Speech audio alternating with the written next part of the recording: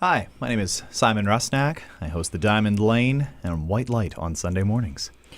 Happy anniversary, Simon. Well, thank you, Claudia. Happy anniversary to you as well. Thank you. You're the first one to wish me Oh, really? happy anniversary back, so I appreciate it. I'm sure they all meant it too.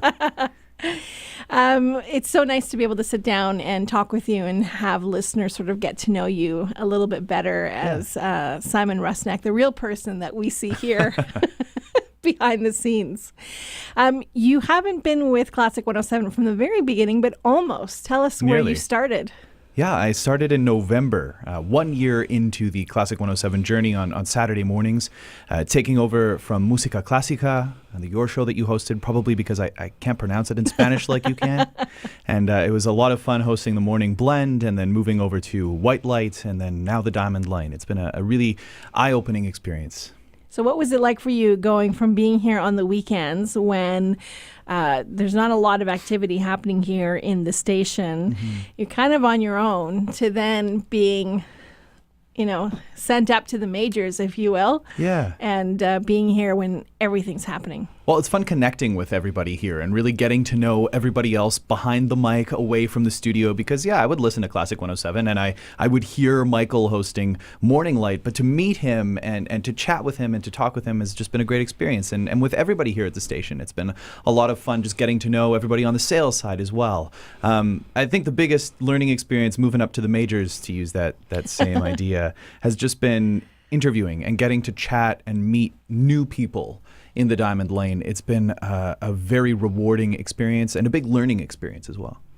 Any interviews that stand out for you? Oh, there are so many. The ones in Winnipeg featuring Winnipeg talent are always memorable. It's probably top of mind because it just happened, but the Nightingales, the Winnipeg Nurses Choir, led by Bill Quinn, how special is that these people are taking the time away from their incredibly demanding professions to make music and to participate in song? I think that just kind of sums up in a way that the Winnipeg arts community as a whole. And then, of course, the international talent has always been really, really cool to chat with the likes of Tasman Little or Jane Coop or Alexander Shelley, the National Arts Centre Orchestra conductor, have been really engaging and enlightening conversations. You yourself are really involved in the artistic community here in Winnipeg. Tell us a bit about your other life. So I not only do I work here at Classic 107, I also work as a freelance photographer, as a corporate commercial photographer, and I'm also very involved in the Ukrainian community here in town. So I sing, as I'm sure some listening know, with the Who's the Ukrainian Male Chorus. I get to conduct a church choir at Boyd Church, Blessed Virgin Mary Church in the North End, and actively have been involved with the Rusalka Ukrainian Dance Ensemble, having performed with them for 9 years and then retired just last year. But I jumped right back in, and we're in the midst of producing a 50-plus anniversary book, a commemorative history of the legend and legacy of Rusalka. So it's been busy, and again, just more research and history and photography, which are all just things I enjoy so much.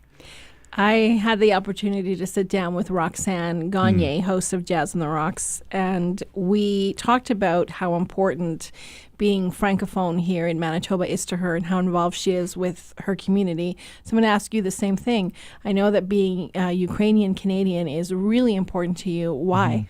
Well, to me, as a second-generation Ukrainian Canadian, my mom was born here, but my Baba and Dido came over during the Second World War, and to be able to have that link back to my history and to the country where my Baba and Dido were born, and on my dad's side, going back several generations, having come with the first migration in the 1890s, it just keeps up a real sense of identity. And I'm so proud to be Canadian, but one of the things that I'm most proud about is that we are able to be Canadian and we're able to keep up another part of our heritage. So to be a Ukrainian Canadian is really special to me because it keeps that culture and it keeps that tradition alive.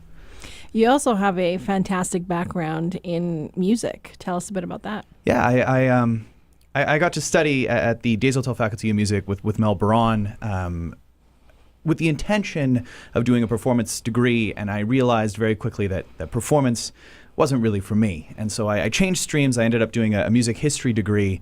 But while there, I really just enjoyed being surrounded by music and doing something that I love to do for an undergrad.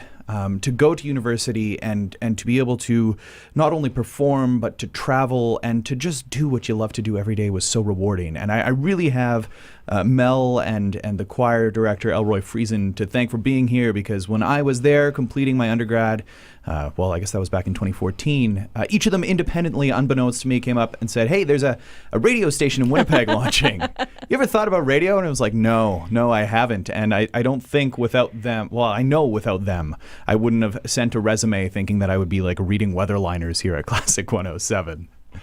I may be wrong, but I'm going to go out on a limb and say that you are quite possibly the youngest host on any classical music station around. Maybe. What's your secret? I don't really know if there's a secret. I mean, I just feel lucky to be doing what I'm passionate about and to keep learning. I think as a young person, when I started working here, I was most excited by the opportunity to continue learning. I was thinking about maybe going to do some grad school, but I really wasn't totally committed to that idea. And so this has been a sort of a grad school, a sort of opportunity to learn and to research and to keep discovering and connecting with people who know far more than I do.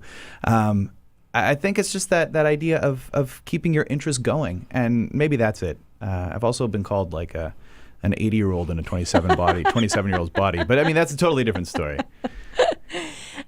Give us a taste of what a day is like for you here at Classic.